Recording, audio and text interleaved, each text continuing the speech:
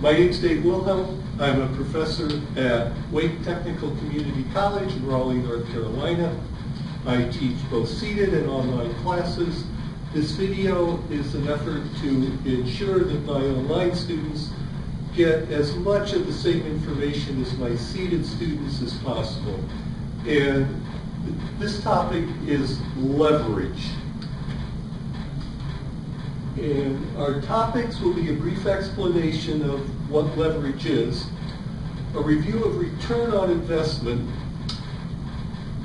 If you have more questions about return on investment, there's a separate return on investment or ROI video that you may want to look at and brush up. Basic leverage and example. 3 leverage examples. One with no interest, one with interest, and one where the projections did not come out as well as we had hoped. And finally, an exercise for you, which of course is optional. Leverage is basically borrowing. It can multiply the effect of a person's personal investment. It can multiply that effect for better or for worse. In essence, the basic return of a project has to be larger than the interest rate for the leverage to be positive. If not, the leverage can be negative. And one of the examples will show that. Banks in particular rely on a lot of leverage. That may have been one of the reasons why a few bad investments really hurt the banks very badly. Return on investment. Net earnings divided by the initial investment, or the end amount minus the beginning amount divided by the beginning amount, and of course end amount minus beginning amount is the net earnings. So these are equivalent. And there is an ROI video in this series. Here's an example. Invest $5,000, get back a total of $7,000. Return on investment, end minus beginning over beginning. 7 minus 5 divided by 5, in thousands of dollars, of course. 2,000 divided by 5,000, or 0.40, or 40% would be the return on investment. Here is basic leverage, and we're going to be using this diagram for a while. The columns in order are the total investment of a project, a person's personal investment, the loan amount, basic earnings of the project, the interest on the loan, the earnings after the interest, and the return on investment. This first case, the total investment is the sum of a person's personal investment plus the loan amount. If you don't have enough money for a project, you're going to have to borrow. Or if you simply want to use leverage to increase your rate of return on your personal investment, you can also borrow some money. Here's the project. The basic earnings is the basic earnings, what that project is going to return. As a personal investor who's borrowed, you're going to have some interest. And that interest is going to be the loan amount times the interest rate. And then the earnings after interest will be the basic earnings minus this interest that you're going to have to pay. Finally, the return on investment, and this is the return on your personal investment, not the return on the total investment. So we are going to divide the earnings after interest divided by the personal investment, and that will give us the return on investment. And those are the red arrows illustrating that. After this comes taxes. So this is return on investment before taxes. So our earnings after interest, or EAI if you're an earnings statement aficionado, you might recognize it as earnings before taxes. Here's a very basic example, just two cases. Total investment of $50,000, and on the top row, the person invests the entire $50,000 themselves with no loan. Basic earnings of the project are $12,000. Because we haven't borrowed anything, the earnings after interest is also $12,000. That $12,000 earnings after interest divided by the personal investment of $50,000 is 24%. Pretty good.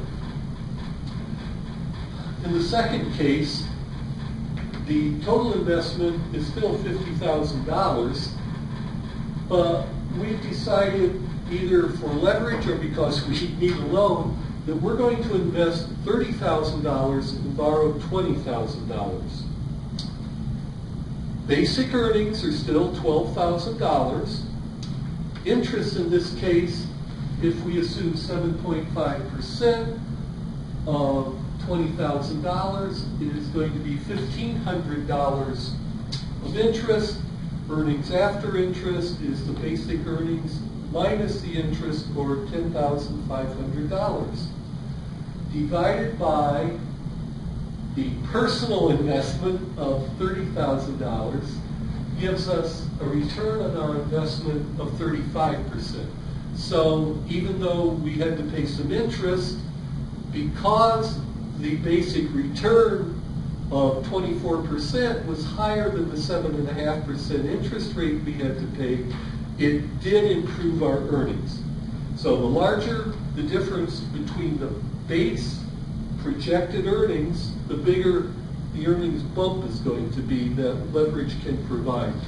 One thing to keep in mind is that these are projections initially. Maybe they'll turn out well, maybe they won't. But these are projections. In this case, we've assumed that they did turn out well. Here is a more extensive example, only we're excluding interest in this case. Later we'll add interest. One thing to notice, the total investment is not going to change. Whatever, that $100,000 total investment is going to be required. The basic earnings are also not going to change. Our personal investment, the loan amount, the interest, earnings after interest, and return on investment, these columns are going to change. So in the first case, total investment is $100,000. Don't borrow anything. Basic earnings of $20,000. No interest. Earnings after interest, also $20,000. So our return on investment is 20%. On the next case, we decide that we will make a personal investment of $75,000, so we have to borrow $25,000. Once again, we're playing a no interest game. So in this case, our return on investment is 27%. And the more we borrow, the higher our leverage, until we actually borrow 95% of the amount. We put up $5,000, borrow $95,000, and our return on investment is 400%. That's the magic of leverage along with the magic of not paying interest. Here's a little more reasonable example. In this case, we're assuming an interest rate of 15%. The project itself is the same one. Total investment of $100,000, basic earnings of $20,000 or 20%. Now, when we borrow $25,000,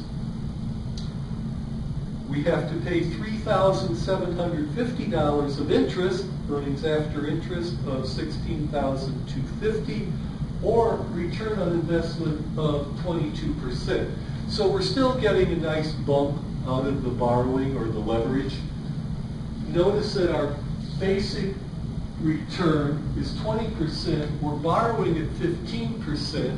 That's not a tremendous gap, but it's enough to help. And as we borrow more and more, all the way down to a personal investment of $5,000, just like the previous example, this time $14,250 interest, $5,750 of earnings after interest, and we still have 115% rate of return. Rate of return. Return on investment, rate of return. Now, at the beginning of a project, these are projections or estimates. Hopefully they'll turn out. If we look at the same scenario of total personal investments and loan amounts, only instead of the $20,000 of basic earnings, we only get $10,000 of basic earnings.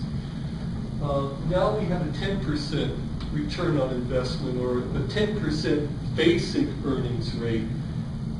And we're borrowing at 15%. So I think just intuitively you can see that something's not going to go well. And in fact, if we borrow $25,000, put up $75,000 of our own, interest is still $3,750. Earnings after interest is only $6,250. So now instead of getting a nice bump up to 12% as we did before, now we get a bump down to 8%. And I think you can sort of guess that this is not going to go well. When we put up $25,000 of our own money and borrowed $75,000, which gave us a nice bump with no interest, or where the basic project returned more than we were borrowing. Now the earnings after interest are minus $1,250, and our return on investment is minus 5%. Going back to our most aggressive borrowing, where we only put up $5,000 and borrow $95,000, the earnings after interest now is minus $4,250. Our return on investment is minus 85%, which basically means we only have 15% of our initial investment left.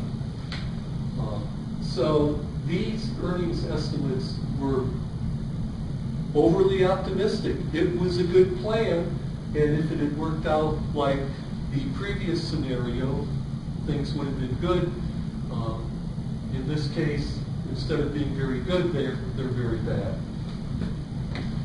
This is just a summary of those results with the percent borrowed, the return on investment with no interest, interest, and the poor performance version. No interest, we get a big boost. Interest, we still get a nice bump. However, if those project return estimates were overly optimistic and things turn out badly, we also get a bump. Unfortunately, it's a bad bump. Here is an exercise for you if you would like to do it. You can pause the video, perhaps take a screenshot, and when you're done, you can start it again and then pause it again to check your answers against the correct ones. And here are the correct ones. Notice that in this case, the total investment was $75,000. Our personal investment varied as before. Basic earnings was $25,000. So the basic return was 33%. We're borrowing at 20%. So you just know good things are going to happen. In fact, 33, 37, 42, 53, 87, and finally 220%. That's it for leverage. My name's Dave Wilhelm. If you have any questions or comments, please feel free to send me an email.